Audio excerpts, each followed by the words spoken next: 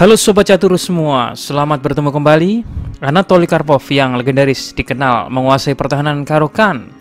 Suatu pertahanan yang dikenal karena strukturnya yang kokoh dan agresivitasnya yang menipu. Pertahanan Caro-Kann adalah senjata favorit dalam literatur Karpov yang tangguh. Dalam video kali ini kita akan melihat permainan luar biasa Karpov ketika memakai pertahanan Caro-Kann, membedah kecemerlangan strategisnya dan berbagai manuver yang membuat lawannya terguncang. Lawannya adalah Eksan Magami, pecatur dari Iran. Mereka bertemu di ajang Made of the King di Teheran, Iran pada tahun 2009. Oke, langsung saja kita lihat partainya. Eksan Magami yang memegang putih memulai permainan dengan pion E4. Di sini Karpov langsung mengarahkan ke pertahanan Caro-Kann, pion C6, menggoda putih untuk merebut pusat dengan dorongan pion D4. Lalu Karpov pion D5 menantang pusat. Pertahanan Caro-Kann adalah pilihan yang solid melawan putih yang mengarah ke permainan akhir yang bagus untuk hitam dengan struktur pionnya yang kokoh. Di sini Eksan menukar pionnya dan pion hitam kembali merebutnya. Putih kembali melepaskan serangan pion pusat dengan pion C4. Meskipun ini akan menyebabkan pion D4 menjadi terisolasi, tetapi ini akan menghasilkan posisi yang aktif bagi putih. Karpov mendukung pion sambil mengembangkan kudanya, dan putih terus menekan bagian tengah dengan kuda ke C3. Di sini Karpov merespon dengan langkah simpel tapi solid, pion E6. Setelah kuda F3, gajah hitam ke B4 yang melakukan pin dan bersiap rokade. Di sini jika putih mengembangkan gajahnya ke D3, maka hitam akan mengambil pion C4 dan putih akan kembali menggerakkan gajahnya untuk memukul. Ini artinya putih akan rugi satu tempo karena ia menggerakkan berturut-turut satu biji yang sama tanpa tujuan yang signifikan. Jadi di sini putih memutuskan langkah terlebih dahulu, pion makan pion, dan Karpov menangkap kembali dengan kuda. Karena jika pion yang mengambil, maka akan menghasilkan pion yang terisolasi di tengah. Selain itu kuda ini juga menambah penyerang ke kuda putih yang sedang terpin. Jadi di sini putih memainkan menteri C2 untuk mendukung kudanya. Setelah kuda hitam berkembang ke C6, putih memainkan pion A3 yang mengganggu gajah. Sehingga di sini Karpov memutuskan menukar dengan kuda. Sekarang jika putih mengambil gajah, maka kuda hitam dapat mundur, maka struktur pion putih akan kacau dan hitam dapat mengambil pion B4 dengan kudanya.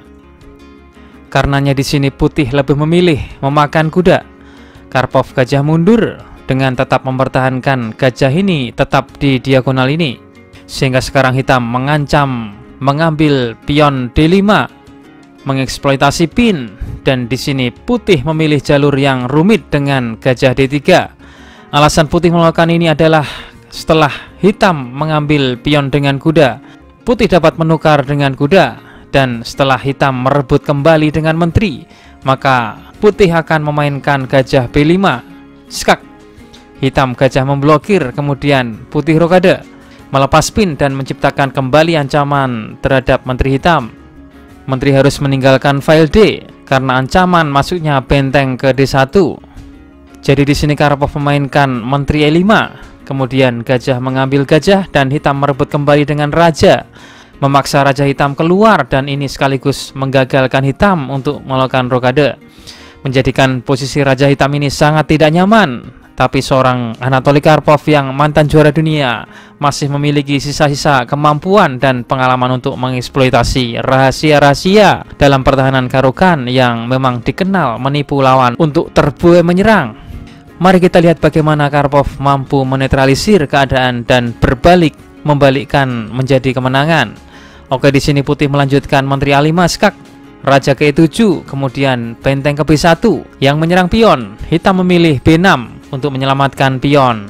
Benteng ke B5 datang yang memukul mundur menteri ke C7.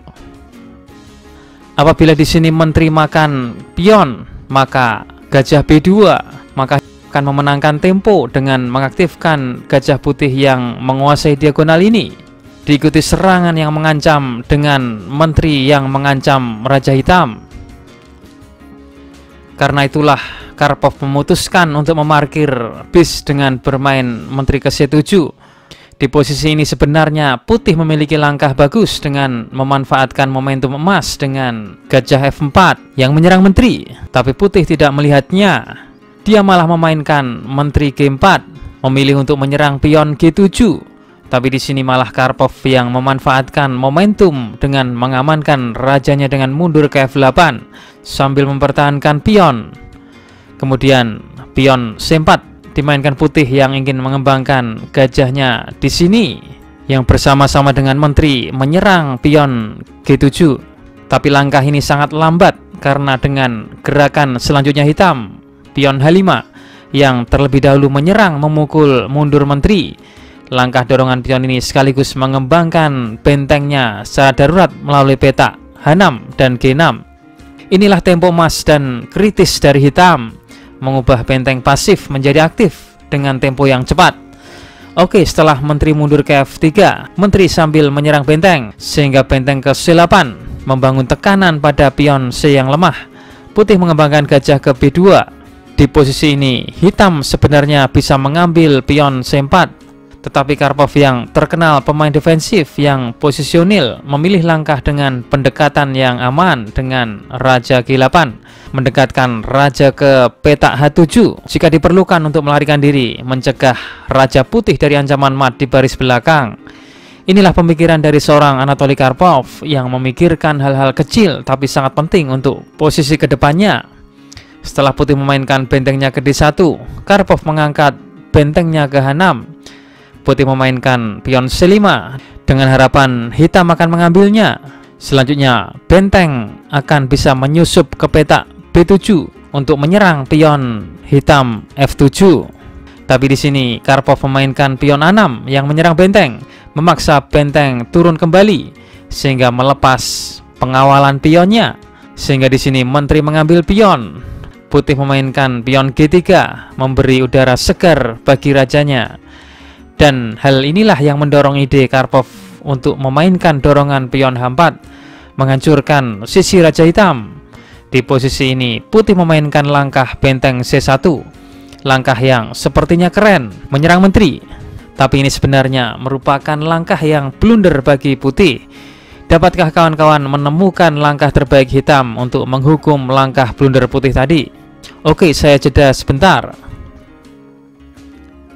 Langkah yang dimainkan Karpov adalah menteri menabrak benteng. Setelah gajah mengambil dan benteng mengambil, dikiranya raja putih masih bisa memiliki petak pelarian. Sayangnya putih melewatkan kalkulasi langkah setelah ini dengan pion H3 yang memaksa skakmat dengan pion. Benar-benar jenius seorang mantan juara dunia Anatoly Karpov mengetahui seluk-beluk pertahanan Caro-Kann, membalikkan posisi terdesak menjadi sebuah kemenangan. Jawaban asal otak video kemarin, jawabannya adalah gajah H6 yang menyerang menteri. Apabila menteri mengambil, maka menteri ke H4 yang mengancam mat. Apabila menteri mengambil, maka benteng skakmat. Atau apabila menteri ke E7, maka menteri H4, menteri ke E8, H3, E3, dan benteng ke F8. Putih akan mendapatkan menteri dan putih menang. Oke, kita masuk ke sesi asa otak. Temukan langkah terbaik putih untuk memenangkan permainan. Jawaban asa otak ini akan kita tampilkan di video selanjutnya. Selamat menganalisa.